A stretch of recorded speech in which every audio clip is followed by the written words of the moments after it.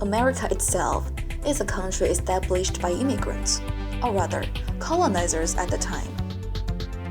Ever since 16th century, the New World is regarded as a laboratory for pure democracy, a place of opportunity and fortune, and a land of promise. In the next 400 years, people from all over the world come to the United States for various reasons, seeking better life and religious tolerance, feeding their family members across the sea, fleeing famine, or escaping from warfare and persecution in their mother countries. Among them, a constant theme is the American dream, not only on the material level, but also a belief that on this land, everyone has an equal opportunity to achieve success through hard work.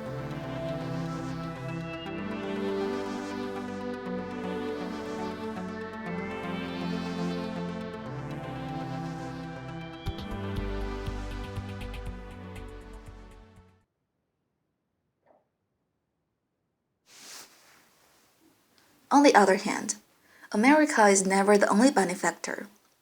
The immigrants do not only take in whatever is given to them, but also changing the country culturally, economically, and politically.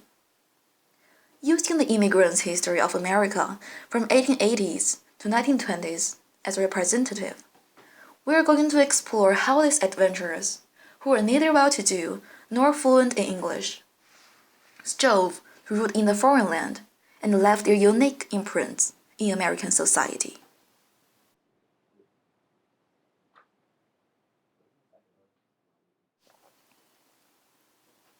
'80s to 1920s is not a year of particular. It was an era of American territorial expansion and rapid political changes. It was still fresh from the end of Industrial Revolution. Other countries were also experiencing various kinds of turbulence and advancements.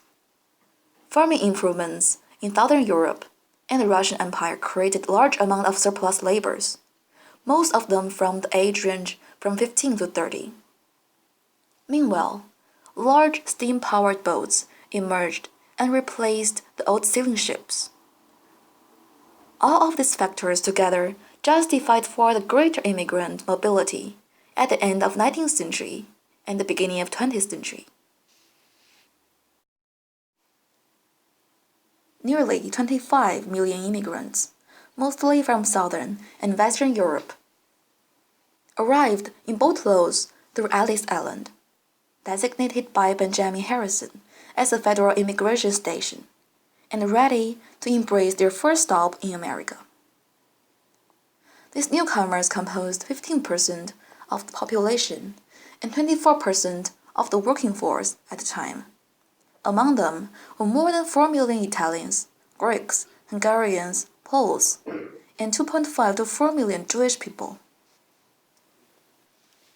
What welcomed them first was a thorough medical inspection. They were inspected 360 degrees. They were lifted up the eyelids, inspected the eyeballs, looked into the ears, and marked with chalk for any observable diseases like trachoma or pink eyes, an incurable disorder at the time. 20% of them got doctor special attention. The very ill were sent to Ellis Island Hospital, and others who did not pass the inspection were sent back to wherever they came from. Those who pass get to enter the next room for legal inspection and formally start their life in the New World. After officially entering the country, many of the immigrants chose to blend in their own communities, such as Greek towns and Little Italy. Different from Northern Europe predecessors who came in before 1880s, the new immigrants generally did not achieve high level of education and did not know much English. The communities helped the new immigrants settling down, but furthermore separated them from the mainstream American society. Thinking of these enclaved ethnic communities, what first comes to many of us is the romanticized version. The Godfather and his famous line. However, most of the immigrants' lives were forever restricted to where the Godfather started off, the tenements. By 1900s, more than 80,000 tenements had been built in New York City. They housed a population of 2.3 million people, a full two-thirds of the country's total population of around 3.4 million. A typical tenement house had 5 to 7 stories and was excessively overpopulated. With less than a foot of space between buildings, little air and light would get in. This kind of housing was at best uncomfortable and at worst highly unsafe.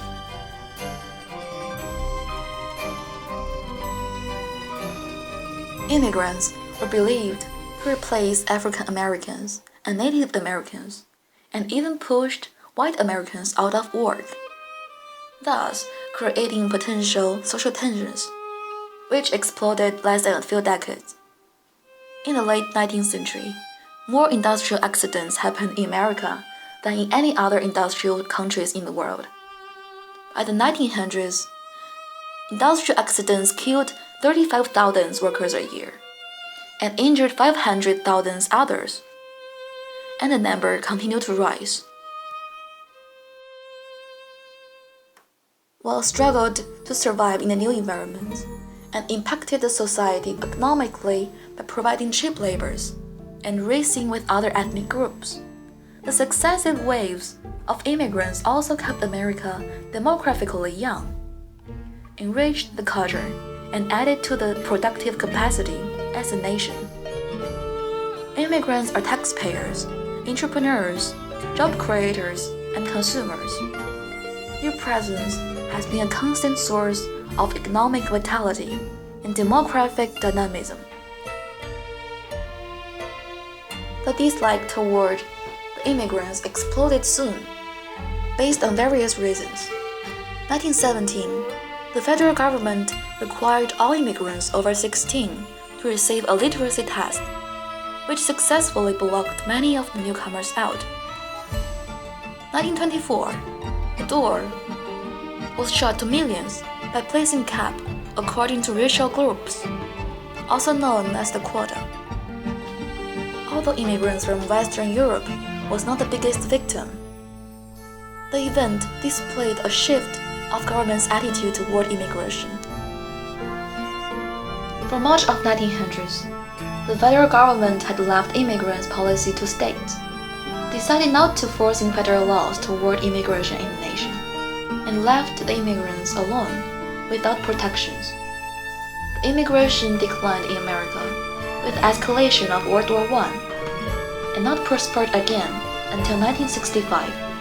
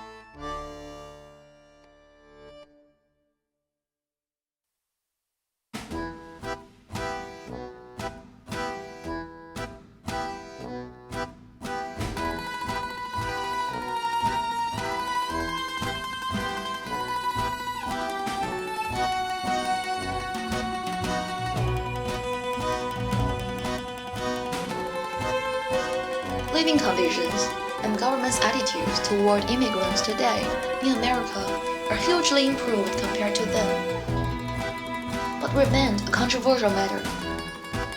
Legally entered immigrants are protected by minimum wages and labor laws. They are also allowed more opportunities in relevant professions once only included white Americans.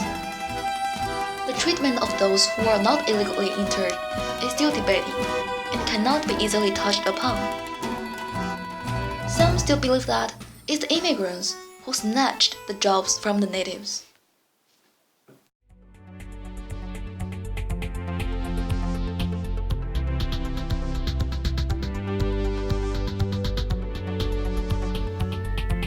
Up to 2013, there were 41.3 million immigrants in USA, composed 13.1% of the population. These people, especially the second generation, both carrying the heritage of their own cultures and infused with American ideology, are still figuring out their positions in American society. However, their immigrants' identity is a unique part of American culture itself. The America as the melting pot is what attractive. Without the diverse ethnic groups, America would be far less interesting.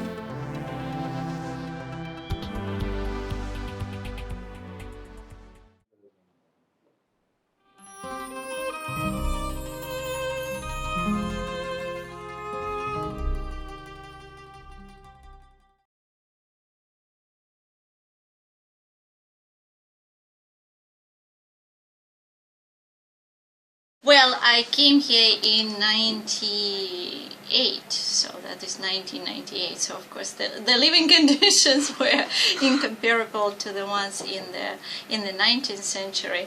I think America was very welcoming of immigrants at that time when I came.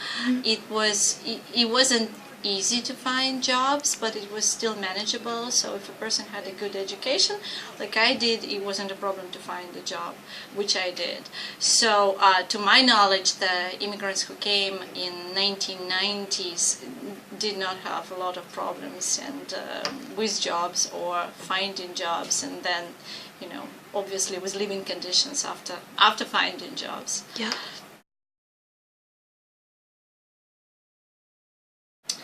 You mean Toward immigration, yeah. So I think back during the time when I came here, America really welcomed Russian immigrants or immigrants from the former Soviet Union, because they considered it to be, you know, the U.S. won the Cold War, and now we were the side that was defeated. So it was welcoming us, which was great. For example, when my husband's family came here in 1970s, it was a different story because he was a Jewish immigrant from the Soviet Union at that time, and that was also the time in history when the United States government really wanted to help the Soviet Jews, so that was the time when they were welcomed here. But I'm sure it was not always the case, so there have been periods of time when immigrants were not welcome here, or immigrants from certain countries were not welcome here. I think I was the lucky one who came at a very good time, and so was my husband's family.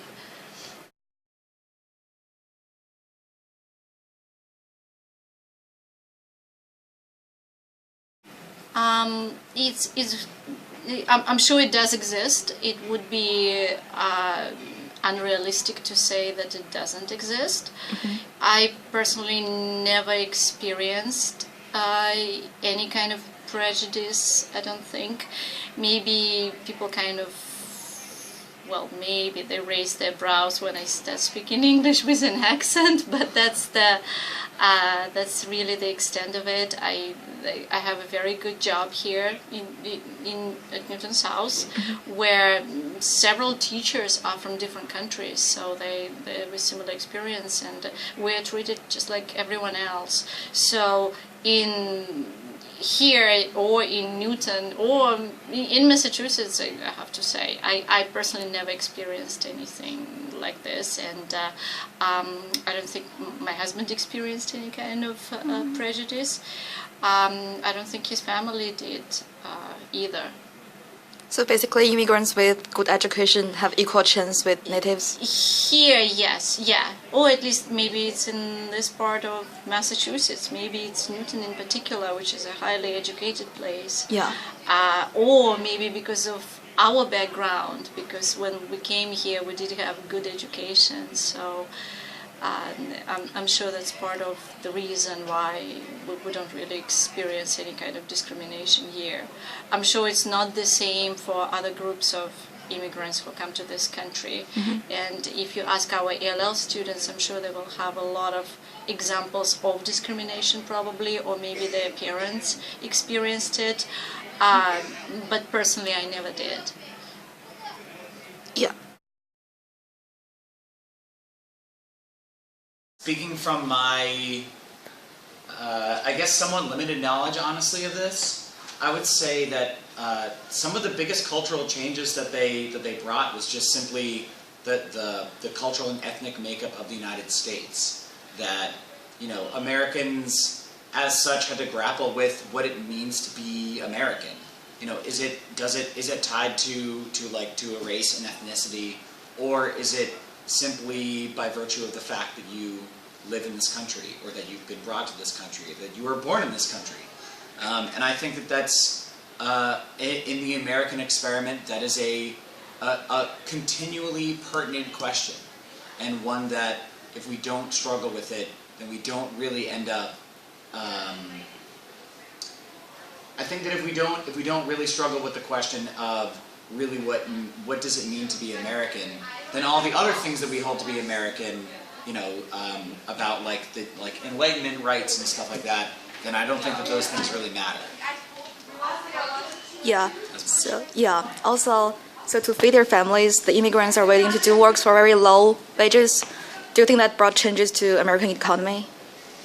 I absolutely do. So from what I understand about that time period, immigrants were used as really low wage labor, right? Yeah. And probably, I mean, the most significant thing that I like and feel in terms of my life, you know, I mean, I was a teenager once, a college kid once, and I had to work for a minimum wage. Yeah. And the fact that there is a law for a minimum wage, and the fact that that the American people, the American government, have this idea that we should look out for the least among us, I think is a really important thing that probably since, you know, in the last couple decades, really since I've been alive, and especially today, I think that probably the biggest effect is Americans trying to figure out who we consider as Americans and how we treat ourselves as Americans.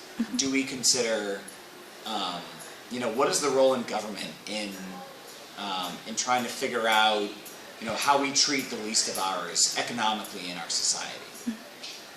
Yeah. So yeah, it's really helpful. Okay. Thank you so much. So the second question is, how were the government's attitude toward these immigrants at the time? Okay. I don't know what so my impression is that one of the original reactions was negative. Yeah. Was very much you know, whenever you introduce an other into the society, into like a given group, that group reacts by kind of defending their own perceived identity. Yeah. And so there are new ideas of what it means to be American, or what it means especially to be white. And something that's really interesting that happens in that time is like the idea of race, and especially of whiteness, really changes. That people who were not, as far as I know, the people who were not considered white beforehand were now kind of taken into the fold of whiteness. And that's certainly something that we still struggle with today. Yeah. So I think that the attitude of a lot of people in the government was one of of a reaction, a negative reaction to the other.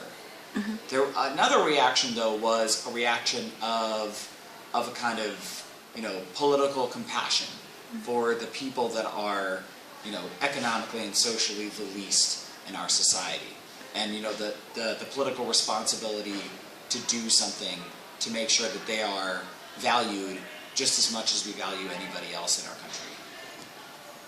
Yeah. Okay. Sure. So the third question is, immigrants' living condition is hugely improved over the century, but do you think there are discriminations against them today in America? So, I definitely think that there's discrimination. I think that probably around the turn of the century, this discrimination was out in the open. You could have a nativist party. Yeah. You could have publicly like a KKK rally. And nowadays, while it is definitely a good thing that those things are no longer publicly acceptable, there's almost an insidiousness to it. Like it becomes something that is like hidden and unspoken and not really dealt with. And I'm certainly not advocating that we should, that it should be totally cool for actually I don't really know if they are. I know that there was a Supreme Court case about this. Yeah. Whether like publicly you should be able to declare that you hate immigrants. I mean, I guess people do that all the time. But to have an honest, open discussion of, again, like I was talking about before, what it means to be an American and who we consider to be Americans. I think that there is a lot of, especially since the kind of American supremacy of the world is being challenged for the first time in decades, and that for a lot of people that can feel very threatening. Yeah. Like I said, whenever a group of people feel threatened by someone that they perceive to be the other, then they kind of close the ranks, as it were. So I think that probably while a lot of immigrants might have had it worse, 120 years ago, I certainly don't think that we are as enlightened as we would think that we would like to be, at least. Yeah. So I learned the term this year. So something is legally forbidden.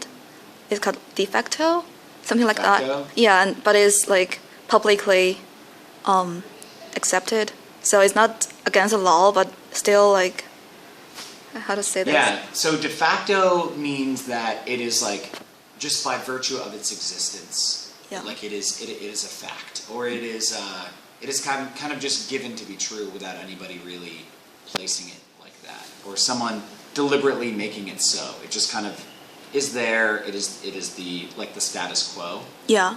Kind of thing. Is that what you mean? Yeah. So I learned this term when the teacher describing the situation of the African Americans. So like discriminating them is forbidden by law, but still like it's okay to say bad things about them and like that it's kind of the status quo. Yeah.